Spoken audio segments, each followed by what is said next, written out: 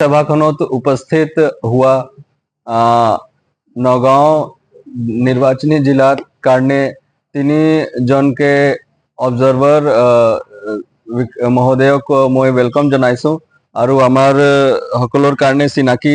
কৰাব বিচাৰিছো। আমাৰ মাজত আছে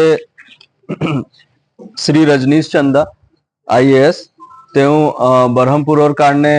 অবজাৰভাৰ আছে, মই তেখেতক চিনাকি কৰাব বিচাৰিছো। শ্ৰী M ৰমেশ IAS, তেওঁ অবজাৰভাৰ কাউন্টিং অবজাৰভাৰ হব ঢিং ৰূপহী আৰু সামগুৰি সমষ্টিৰ কাৰণে তেওঁ ডজন স্কুলত থাকিব। আৰু আগৰ তেওঁ আছিলে আমাৰ জেনাৰেল অবজাৰভাৰ শ্ৰী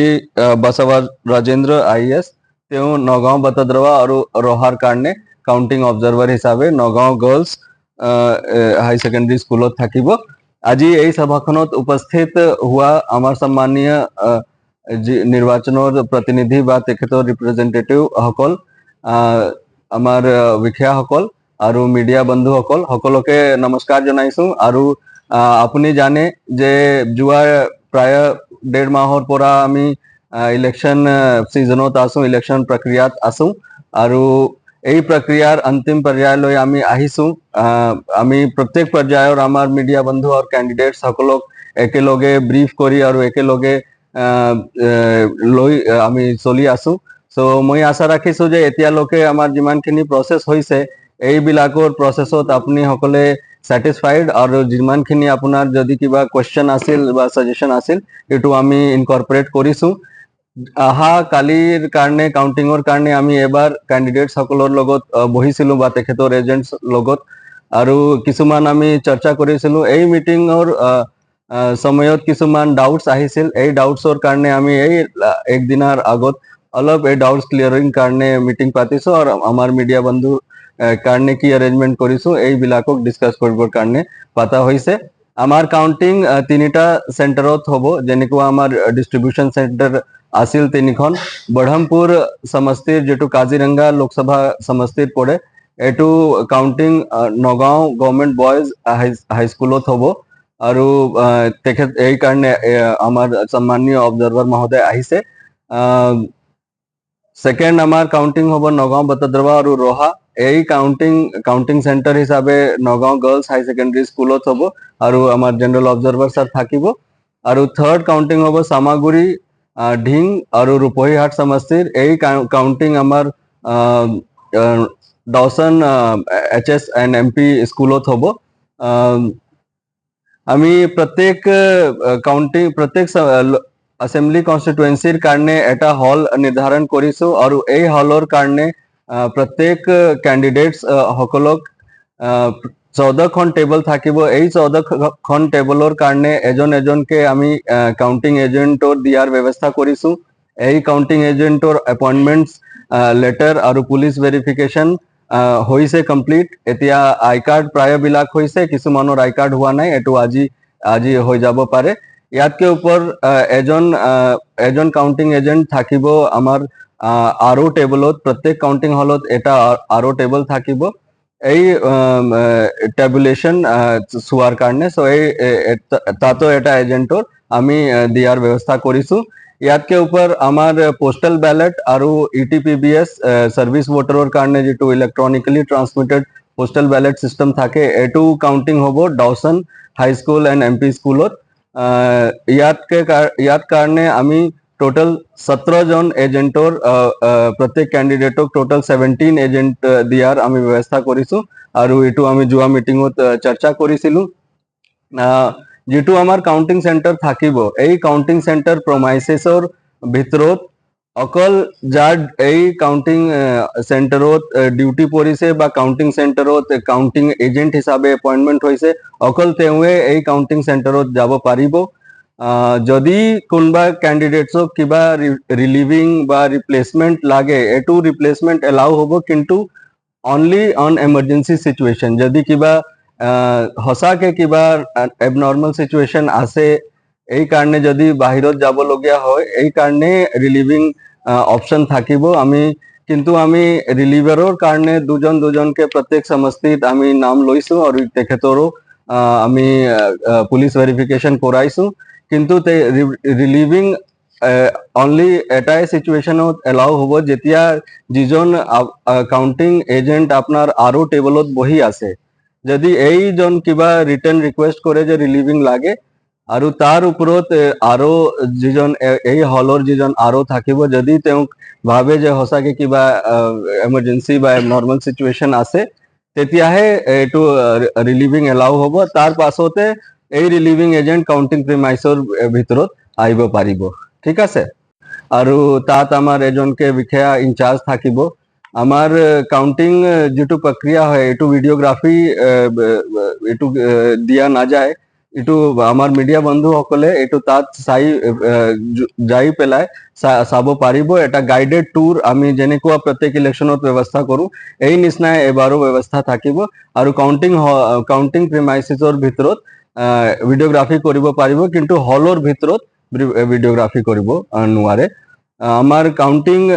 ক্যান্ডিডেটস আৰু তেখেতৰ এজেন্টৰ কাৰণে মোবাইল আৰু গুটে ইলেক্ট্ৰনিক বস্তু এলাউড নহব তেখেতৰ কাৰণে আমি টু লেয়াৰ্স অফ ডিস্কিং ব্যৱস্থা কৰি আছো প্ৰথম লেয়াৰতে যদি কিবা মোবাইল বিলাক থাকে এইবিলাক আমি তাতে এইটো ডিপজিট কৰিব লাগিব কিন্তু সেফ ডিপজিটৰ ব্যৱস্থা আমি নকৰো আমি সেফ মোবাইল সেফ ডিপজিট অকল তিনি জনৰ কাৰণে কৰিম প্ৰত্যেক ক্যান্ডিডেটছৰ যেজন তিন জনৰ কাৰণে এজন বা ক্যান্ডিডেট যদি আহে তেতিয়া আমি এইটো তেখেতক মোবাইল সেফ ডিপজিট ব্যৱস্থা কৰিম বা তেখেতৰ অথৰাইজড ইলেকশন এজেন্ট বা তেখেতৰ যেজন কাউন্টিং এজেন্ট আৰু টেবলত আছে এজন প্ৰত্যেক হলত এজন আৰু টেবলত কাউন্টিং এজেন্ট থাকিব তেখেতৰ মোবাইল আমি ব্যৱস্থা ভালকে ৰখাৰ ব্যৱস্থা কৰিম আৰু তেখেতৰ মোবাইল আমি এটা কমিউনিকেশন ৰুমত ৰাখিম যদি কোনবা যদি কথা পাতিব বিচাৰে বা কৰবাত এটো কল কৰিব যাব বিচাৰে তেতিয়া এই কমিউনিকেশন ৰুমৰ পৰা ক্যান্ডিডেটস বা তেখেতৰ ইলেকশন এজেন্ট বা তেখেতৰ এজেন্ট কাউন্টিং যেটো আমাৰ আৰু টেবলত আছে এই এজেন্ট বিলাক যাই পেলাই কথা পাতিব পাৰে কিন্তু এজ এ ৰুল কাউন্টিং হলৰ পৰা ওলাব নোৱাৰে generally no one will be allowed to leave the counting hall till the process of counting hall is over আৰু যিজন আমাৰ কাউন্টিং এজেন্ট থাকিব এই কাউন্টিং এজেন্ট প্ৰত্যেক টেবলৰ ওপৰত হ'ব যদি কোনবা টেবল নম্বৰ 5ত আছে তেও টেবল নম্বৰ 6ত গৈ পেলাই এটো চাব নোৱাৰে मतलब লয়টাৰিং কৰিব নোৱাৰে তেও যত এটো ডিউটি দিয়া হৈছে বা তেখেতক যত এসাইন কৰা হৈছে টেবল নম্বৰ এই পাৰ্টিকুলাৰ টেবলতে তেও চাব পাৰিব এটো as a discipline as a matter of discipline এটো আমি এনফোৰ্স কৰিম তাৰ পাছত discipline in the counting hall is very important and the returning officer carries the authority to search anyone for any kind of prohibited substance and the returning officer also has the authority to send someone out if someone is following that he is violating some of the rules so I would request the candidates to cooperate in this and rest pen notepad and all those things we will provide but if the candidates desires he can authorize his agents or he can we will allow the agents to bring pen paper copy of form 17C so that they can do it and for the candidates agent at the RO table we will allow the one calculator so calculator যিজন tabulation table থাকিব agent তেখেতক তেওঁৰ নিজৰ calculator আনিবৰ আমি allow কৰিম next হল এটা instruction মই ক্লিয়াৰ কৰিব বিচাৰিছো যে কাউন্টিং এজেন্ট কোনবা সিকিউৰিটি পোৱা মানুহ কাউন্টিং এজেন্ট হ'ব নোৱাৰে so any minister MLA by anyone who is having any kind of security he is not allowed in the counting hall and he is not allowed in the counting hall premise also so I would request everyone to follow this আছে তো তাৰ পৰা কিছুমান ink copy authentic copy আহিলে অলপ সময় লাগি যায় তথাপিও আমি প্ৰত্যেক ৰাউন্ডৰ পৰা পাছত আপোনাক এটো দিম এজ আ ফৰ্মালি তো দিম ইয়াতে ওপৰত আমাৰ যেটো মিডিয়া সেল থাকিব তেও ট্ৰেন্ড হিচাপেও আপোনাক দি থাকিব ভিতৰত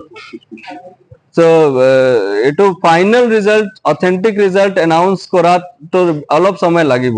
he is asking the after the till media center, till media center, till media center it will be allowed.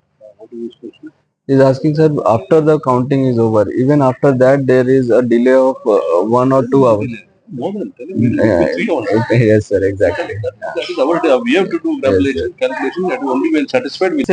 Permit আহিছে তাক তাক এলাউড কৰা হইব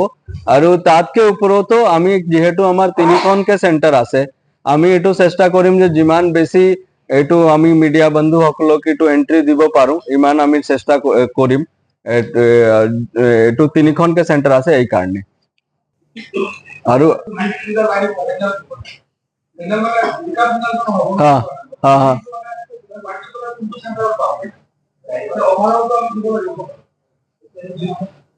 ওভাৰঅল আপুনি দহজনত পাব ওভাৰঅল মেক্সিমাম দহজনতে কম্পাইলেশ্যন বিলাক দহজনত হ'ব আমি এনাউন্সও কৰিম আৰু আমি এইটো আমি এতিয়ালৈকে ফাইনেল কৰা নাই কি FLS ৰ পৰা এইটো আমি বজাব পাৰিম বা নাই যদি এইটো হ'ব আমি হা ওভাৰঅলো কৰিম যেতিয়া ওভাৰঅল আহিব যেতিয়া ওভাৰঅল ৰিজাল্ট আহি কম্পাইল হইব এটা ৰাউণ্ডৰ এই তাৰ পাছত ওভাৰঅল ৰিজাল্ট কৰিম আৰু যদি এই কাউন্টিং হলৰ এটা ৰাউণ্ডৰ ৰিজাল্ট শেষ হল এই কাউন্টিং হলৰো কৰিম দুটাই কৰিম দুটাতে কৰিম वहां पे भी करेंगे দুটা সেন্টারতে করিম বহরমপুরত নকরু क्योंकि বহরমপুরত তো এটু দুটাই সেন্টারত করিম টোটাল আমি আগতে ক্যান্ডিডেটস और রিপ্রেজেন্টেটিভ সকলৰ লগত কথা পাতিছিলো কমিশনৰ এনেকুৱা ইনস্ট্ৰাকশন আছে যে যদি কোনবা এটু সিইউৰ পৰা ৰিজাল্ট নোলায় তেতিয়া হলে এটু সিইউ ৰিটাৰ্নিং অফিচাৰৰ টেবলত এটু লৈ যাব লাগে আৰু যদি ক্লোজ বাটন প্ৰেছ কৰা নাই আৰু টোটাল বাটন ম্যাচ কৰি আছে টোটাল ভোটস তেতিয়া হলে এটু ক্লোজ বাটন প্ৰেছ কৰিব লাগে যদি টোটাল ম্যাচ নকৰে তেতিয়া হলে এটু কাউন্টিংৰ হেক পৰ্যায়ৰ লোকে এটু কাউন্টিং এই মেচিনৰ কাউন্টিং নহয় যেতিয়া কাউন্টিংৰ হেক পৰ্যায়ৰ লৈ আহে আৰু যদি ভোটিং মাৰ্জিন যেটো আছে এই উইনিং মাৰ্জিন যেটো ফাৰ্স্ট আৰু সেকেন্ড ক্যান্ডিডেটছৰ ভিতৰত আৰু এই টোটাল এনেকুৱা মেচিনৰ যদি দুখন বা তিনিখন বা এনেকুৱা মেচিন যেনে যিমান আছিল যদি এই মেচিনৰ টোটাল ভোটস এটু মাৰ্জিন কে কম থাকে তেতিয়া হলে এটু ডিসকাৰ্ড কৰিব লাগিব কিন্তু মই এটু আশা ৰাখিছো যে আমি প্ৰত্যেক কন্ট্ৰোল ইউনিটৰ পৰা ৰিজাল্ট ওলাব পাৰিম আৰু আমাৰ মিসম্যাচ বিলাক না থাকিব সো এইবিলাক আমাৰ বেসিক ডিসকাশন আছিল হ্যাঁ ক্যান্ডিডেটছৰ কাৰণে আমি খোৱাৰ ক্যান্ডিডেটছৰ এজেন্টৰ কাৰণে আমি খোৱাৰ ব্যৱস্থা কৰিছো এটু পেড ক্যান্টিন থাকিব আমি কুপনৰ অপশন আছে বা তেও নিজে গৈ পেলাই তাত পেমেন্ট কৰি তাতো খাব পাৰে তো এটু ক্যান্ডিডেটছৰ ওপৰত আছে আমাৰ অফিচৰ পৰা যদি বিচাৰে আমি কুপন দি দিম যদি তেও ভেন্ডৰৰ পৰা লব বিচাৰে তাৰ পৰাও তেও লব পাৰিব ঠিক আছে সো এটু প্ৰায় ডিটেইলছ আউটলাইন ডিটেইলছ আছিল যদি কৰবাৰ কিবা কোৱেশ্চন আছে তেও সুধিব পাৰে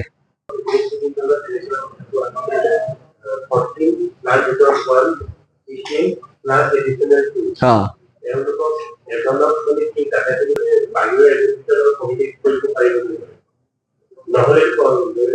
আপনার তো ধরক আপনি আরো টেবুলত আছে আপনার তো ফোন থাকিব না মত গই পেলাই তেখেত কথা পাতিব পাৰিব যে তেখেত এইটো তার গা বেয়া হইছে আপনি আহি যাও गेट पे बुला लीजिए और वहां से चेंज करा लीजिए আমি প্রত্যেক মানুহৰ তো এলাউ নকৰো অকল আৰো টেবুলত যিজন আছে তাৰে কৰিম তো তাৰ আমি তাতে মোবাইল ডিপোজিট কৰি লম এইটো মোবাইল তাত আমি ডিপোজিট কৰি লম আৰু